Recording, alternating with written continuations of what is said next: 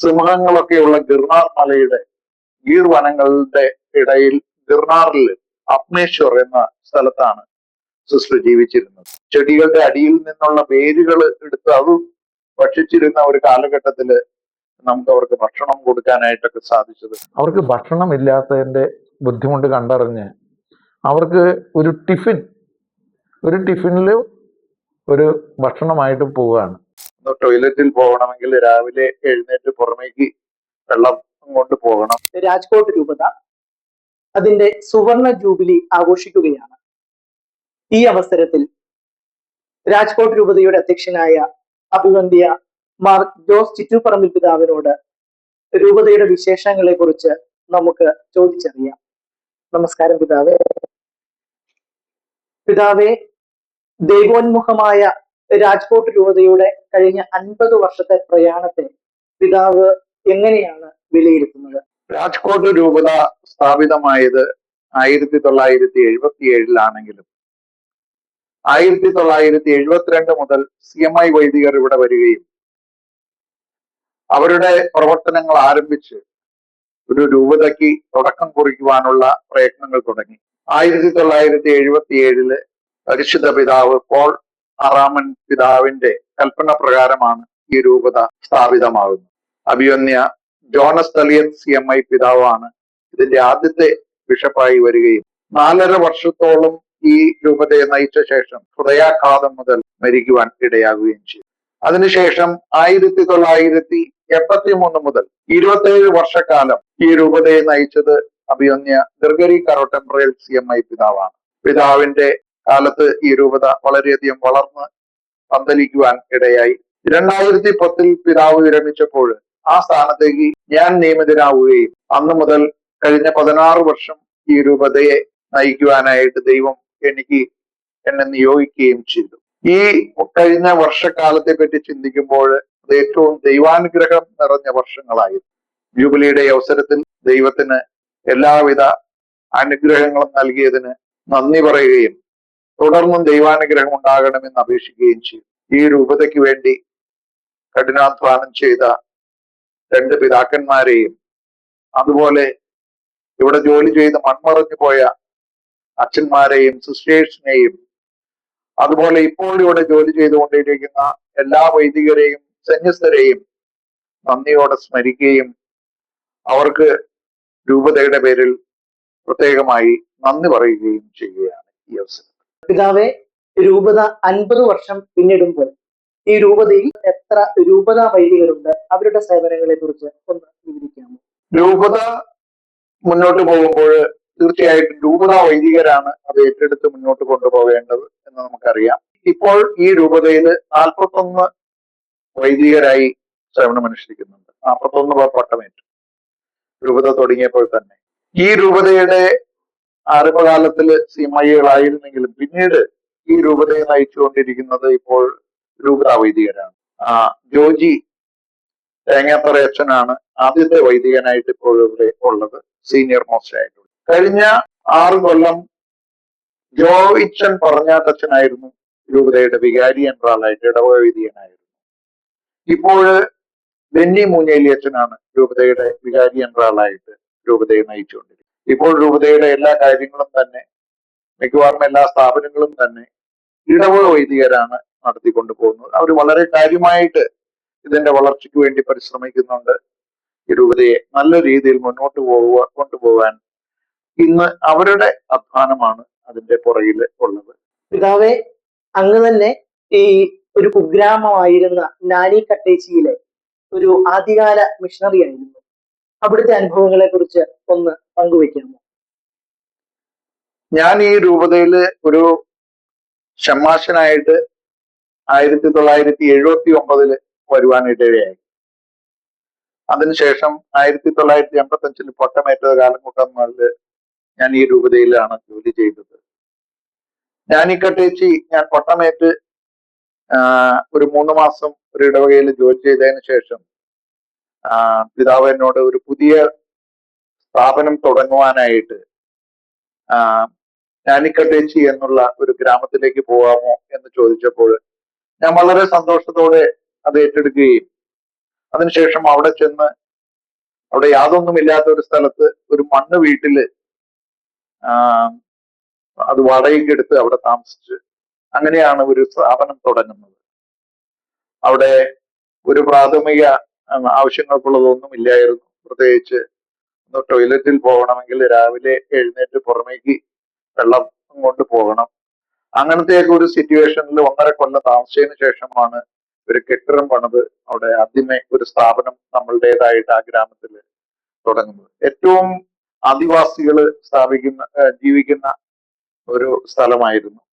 അവിടെ അവർക്ക് അന്ന് 3 കൊല്ലത്തോളം വരൾച്ച അനുഭവപ്പെട്ട മനുഷ്യർക്ക് ഒന്നുമില്ലാതിരുന്ന സമയത്ത് അവർക്ക് CRSന്റെ ഫുഡൊക്കെ കൊണ്ടുപോയി എത്തിച്ചു കൊടുക്കുവാനും ഫുഡ് ഫോർ വർക്ക് തുടങ്ങി അവർക്ക് അതൊക്കെ കൊടുക്കുവാൻ സാധിച്ചത് അവരെ സംബന്ധിച്ചിടത്തോളം വലിയൊരു കാര്യമായിരുന്നു. ഒന്നും ഭക്ഷിക്കാൻ പോലും ഇല്ലാതെ ഈ ചെടികളുടെ അടിയിൽ നിന്നുള്ള വേരുകൾ എടുത്ത് അത് ഭക്ഷിച്ചിരുന്ന ഒരു കാലഘട്ടത്തില് നമുക്ക് അവർക്ക് ഭക്ഷണം കൊടുക്കാനായിട്ടൊക്കെ സാധിച്ചത് അവർ വളരെയധികം നന്ദിയോടെ സ്മരിക്കുകയും ഇന്നും അവരത് നല്ല രീതിയിൽ കാണുകയും ചെയ്യുന്നുണ്ട്. അപ്പൊ അങ്ങനെ ഒന്നുമില്ലാത്തവരുടെ ഇടയിൽ പോയി സാമൂഹ്യ സേവന പ്രവർത്തനങ്ങൾ ചെയ്യുവാനായിട്ട് അവരെ മുന്നോട്ട് കൊണ്ടുവരാനായിട്ട് അവർക്ക് പ്രാഥമികമായ അവരുടെ ആരോഗ്യത്തിനും വിദ്യാഭ്യാസത്തിനും ഒക്കെ നമുക്ക് സഹായിക്കാനായിട്ടൊക്കെ സാധിച്ചത് വലിയൊരു കാര്യമാണ്. അങ്ങനെയാണ് നമ്മുടെ രൂപതയിലെ പല സ്ഥാപനങ്ങളും തുടങ്ങുവാനായി. അപ്പോൾ എനിക്ക് അങ്ങനെ തുടക്കത്തിൽ തന്നെ ഒന്നുമില്ലാത്ത ഒരു സ്ഥലത്ത് നിന്ന് തുടങ്ങാനായിട്ട് സാധിച്ചത് അത് എന്നെ ഒത്തിരി അധികം എന്റെ ജീവിതത്തെ ഇൻഫ്ലുവൻസ് ചെയ്യാനായിട്ട് ഇടയായിട്ടുണ്ട്. പിതാവെ, സീറോ മലബാർ സഭയിലെ തന്നെ ആദ്യത്തെ ഹെർമിറ്റ് ആയിരുന്ന സിസ്റ്റർ പ്രസന്ന ദേവി ജീവിച്ചിരുന്നത് ഈ രൂപതയിലായിരുന്നല്ലോ. അപ്പോൾ അവരുടെ വിശ്വാസ ജീവിതത്തെക്കുറിച്ച്, ക്രിസ്തുവിനെ അറിയാത്തവരുടെ ഇടയിലുള്ള അവരുടെ സാക്ഷ്യത്തെക്കുറിച്ച് പ്രേക്ഷകരുമായി ഒന്ന് പങ്കുവയ്ക്കാമോ? പ്രസന്ന ദേവി ഈ രൂപതയിലാണ് ജീവിച്ചിരുന്നത്. മലയാളിയായ ഒരു സിസ്റ്റർ ആകാനായിട്ട് പോയിട്ട് അതിന് സാധിക്കാതെ ആ സ്ഥാപനം നിന്നു പോകാനിടയായതുകൊണ്ട് പിന്നീട് ഇന്ത്യൻ സന്യാസത്തിന്റെ രീതിയിൽ ജീവിച്ച് ഒരു ഭാരതീയ സന്യാസിനികളെ പോലെ വേഷങ്ങൾ ധരിച്ച് ആ രീതിയിൽ സിംഹങ്ങളൊക്കെയുള്ള ഗിർനാർ മലയുടെ ഗീർ വനങ്ങളുടെ ഇടയിൽ ഗിർനാറിൽ അപ്നേശ്വർ എന്ന സ്ഥലത്താണ് സിസ്റ്റർ ജീവിച്ചിരുന്നത്. 80 വയസ്സാകുന്നത് വരെ അവിടെ ആയിരുന്നു സിസ്റ്റർ. സിസ്റ്ററിന്റെ ജീവിക്കുന്ന ഒരു കുടിലായിരുന്നു അത്. ഹിന്ദുക്കള് സിസ്റ്ററിന് ഉണ്ടാക്കി കൊടുത്തതാണ്. അതിന്റെ ഓപ്പോസിറ്റ് സൈഡിൽ ഒരു അമ്പലമാണ്. അപ്പോൾ ആ അമ്പലത്തിൽ വരുന്നവര് സിസ്റ്ററിനെ വന്ന് കാണാനായിട്ട്, ഒരു സന്യാസിനിയായ സിസ്റ്ററിനെ വന്ന് കാണാനായിട്ട് അനുഗ്രഹങ്ങൾ വാങ്ങി ചോദിച്ച് മേടിക്കുവാനായിട്ടും ഇടയായിട്ടുണ്ട്. നടുവിൽ കൂടി ഒരു അരുവി ഒഴുകുന്നുണ്ട്. അവിടെ സിംഹങ്ങളും മറ്റു കാട്ടുമൃഗങ്ങളൊക്കെ വെള്ളം കുടിക്കാനായിട്ട് വരുന്നു.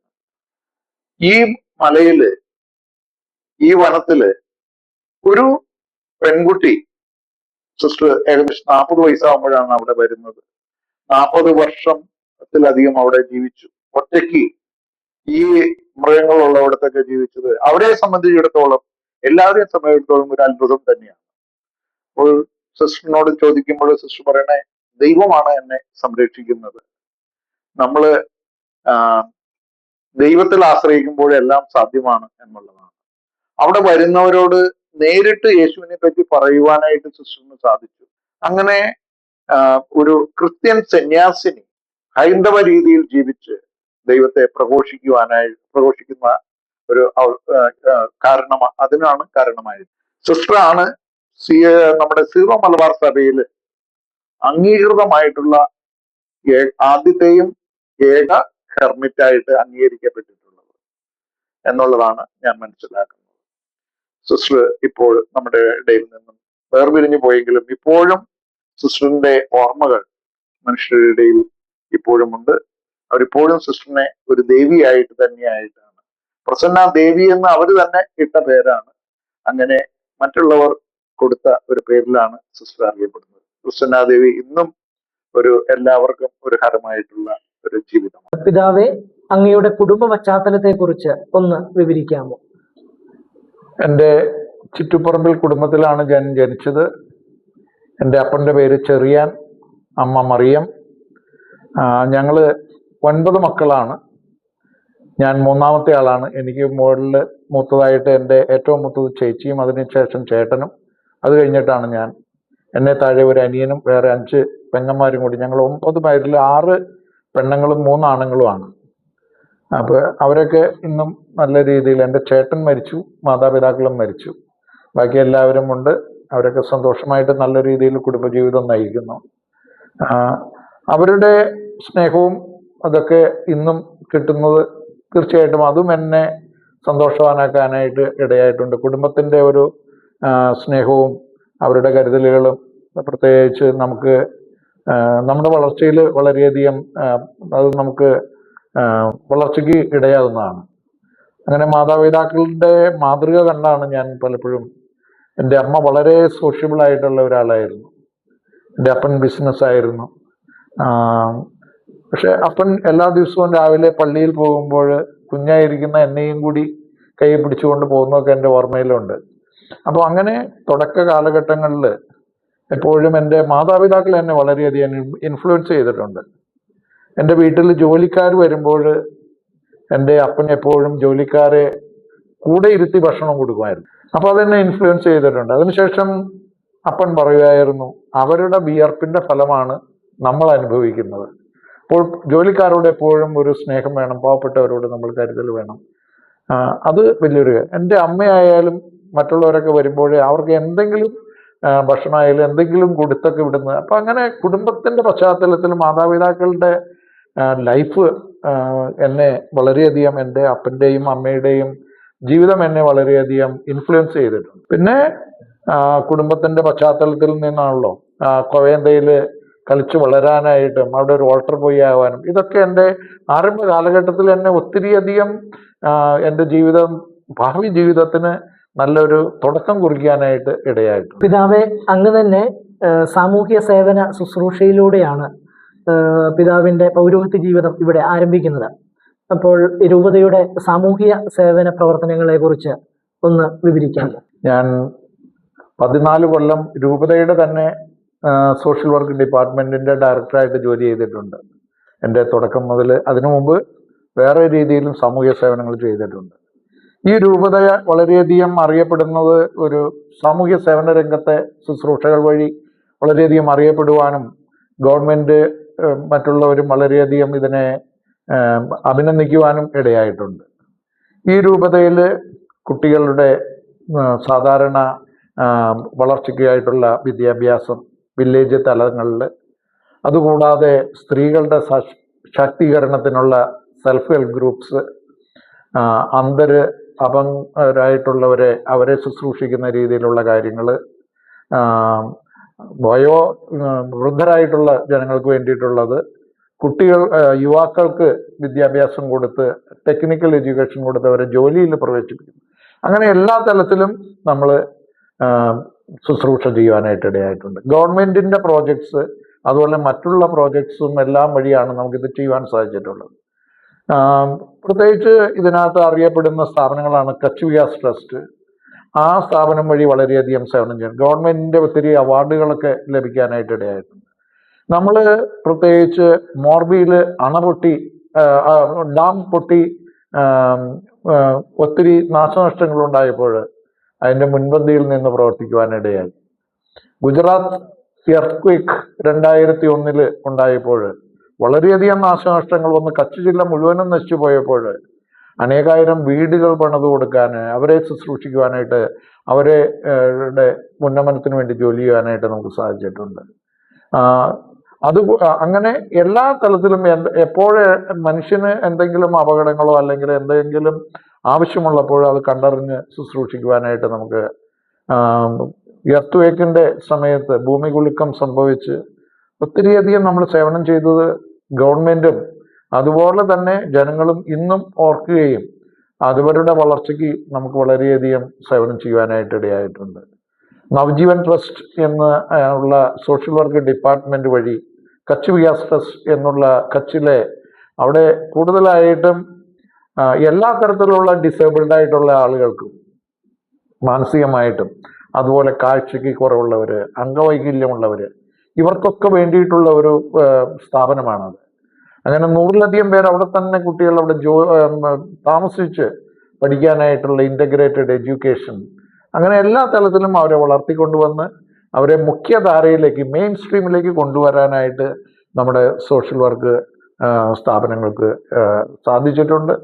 സാമൂഹ്യ സേവനം ഇന്ന് രൂപതയുടെ വളരെയധികം അറിയപ്പെടുന്ന ഒരു ഡിപ്പാർട്ട്മെന്റായി മുന്നോട്ട് പോകുവാനായിട്ട് ഇടയായിട്ടുണ്ട്. ഈ രാജ്കോട്ട് രൂപതയുടെ ഏറ്റവും പോപ്പുലറായ അല്ലെങ്കിൽ എല്ലാവരുടെയും ശ്രദ്ധ ആകർഷിച്ച ഒരു പ്രോഗ്രാമാണ് വീൽസ് ഓൺ മീൽസ്. ഇതിനെക്കുറിച്ച് ഒരു 2 വാക്ക് വിശദീകരിക്കാം. മീൽസ് ഓൺ വീൽസ് എന്ന് ഉള്ള ഈ സംരംഭം ആരംഭിക്കുന്നത് ഗ്രിഗറി പിതാവിൻ്റെ റിട്ടയർ ചെയ്യുന്ന സമയത്തുള്ള പിതാവിൻ്റെ ഒരു ആഗ്രഹപ്രകാരമാണ്.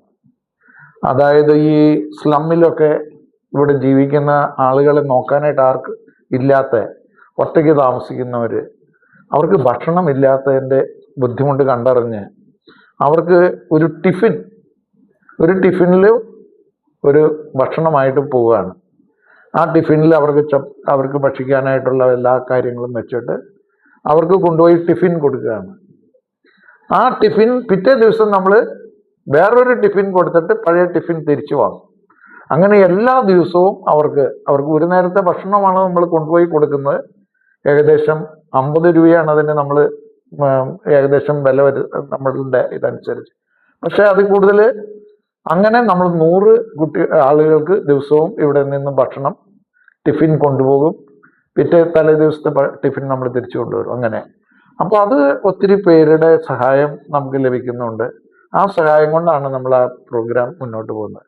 അത് വണ്ടിയിൽ കൊണ്ടുപോയി നമ്മുടെ വോളണ്ടിയേഴ്സ് ചെന്ന് അവർക്ക് ആ ഭക്ഷണം എത്തിച്ചു കൊടുക്കാനും, അവർക്ക് അങ്ങനെ ആരും ഇല്ലാത്തവർക്ക് അന്നം കൊടുക്കുക, ഭക്ഷണം കൊടുക്കുക, അതാണ് നമ്മൾ അതുവഴി അത് ഇന്നും വളരെ നന്നായിട്ട് പോകാനായിട്ട് ഇടയായിട്ടുണ്ട്. അപ്പം അങ്ങനെ നല്ലൊരു പ്രോഗ്രാമായിട്ടാണ് എല്ലാവരും അതിനെ കാണുന്നതും അതിന് എല്ലാവരുടെയും പ്രോത്സാഹനം ലഭിക്കുകയും ചെയ്യുന്നു. പിതാവേ, അങ്ങ് ബെനഡിക്ട് 16 മാർപ്പാപ്പായാൽ ഒരു മെത്രാനായി നിയമിതനായിട്ട് 16 വർഷങ്ങൾ പൂർത്തിയാക്കുകയാണ്.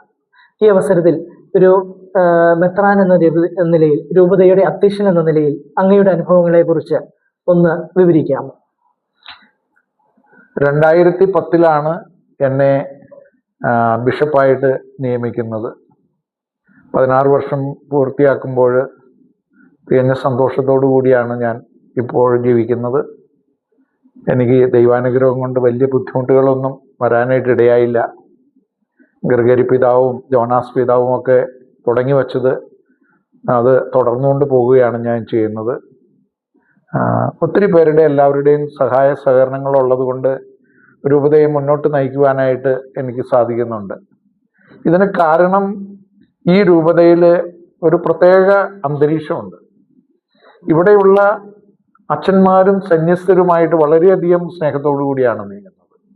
മറ്റു രൂപതകളിലെങ്ങും കാണാത്ത രീതിയിലുള്ള ഒരു സൗഹൃദമുണ്ട്. അതുപോലെ അച്ഛന്മാർ, CMI അച്ഛന്മാരും ഇടവൈദികരും തമ്മിൽ വളരെ ഹാർമോണിയസ് ആയിട്ട് വളരെ സഹകരണത്തോടു കൂടി നീങ്ങുന്നു. അങ്ങനെ എല്ലാവരും കൂടി, അതുപോലെ ജനങ്ങളും എല്ലാ പ്രോത്സാഹനങ്ങളും തരുന്നു. അങ്ങനെ അച്ഛന്മാരും സിസ്റ്റേഴ്സും ജനങ്ങളും എല്ലാവരും കൂടി ഒന്നിച്ച് നീങ്ങുന്നതുകൊണ്ട് വേറെ അങ്ങനെ പ്രത്യേകിച്ച് ബുദ്ധിമുട്ടുകളൊന്നും കൂടാതെ മുന്നോട്ട് പോകാനായിട്ട് എനിക്ക് സാധിക്കുന്നുണ്ട്. അത് ഈ രൂപതയുടെ പ്രത്യേക അന്തരീക്ഷം അങ്ങനെ ആയതുകൊണ്ടാണ് നമുക്കത് സാധിക്കുന്നത്. പിന്നെ നമുക്ക് മറ്റു കാര്യങ്ങൾക്കൊക്കെ ചെയ്യാനായിട്ട് നമ്മുടെ സ്ഥാപനങ്ങളും ഇതെല്ലാം വളർച്ചയ്ക്ക് ഇങ്ങനെ മുന്നോട്ട് കൊണ്ടുപോകാനായിട്ട് നമുക്ക് സഹായമായി തീരുന്നുണ്ട്. അങ്ങനെ എല്ലാവരുടെയും സഹകരണങ്ങൾ, ജനങ്ങളുടെ ആയാലും നല്ല സഹകരണം, പുറമേയുള്ള മറ്റു ജനങ്ങളുടെ, മറ്റു മതസ്ഥരായാലും നമ്മെ നല്ല രീതിയിൽ കാണുവാനും അവരുടെ സഹകരണങ്ങളൊക്കെ കിട്ടുവാനും നമുക്ക് ഇടയാകുന്നുണ്ട്. അതുകൊണ്ട് തീർച്ചയായിട്ടും ദൈവത്തിൻ്റെ അനുഗ്രഹമാണ്. ആ 16 വർഷം അത് ദൈവാനുഗ്രഹം നിറഞ്ഞതായിരുന്നു, മറ്റുള്ളവരുടെ സഹകരണം നിറഞ്ഞതായിരുന്നു. അതുകൊണ്ട് മുന്നോട്ട് പോകാനായിട്ട് എനിക്ക് യാതൊരു ബുദ്ധിമുട്ടും കൂടാതെയാണ് ഇതുവരെ മുന്നോട്ട് പോകാൻ സാധിച്ചിട്ടുള്ളത്.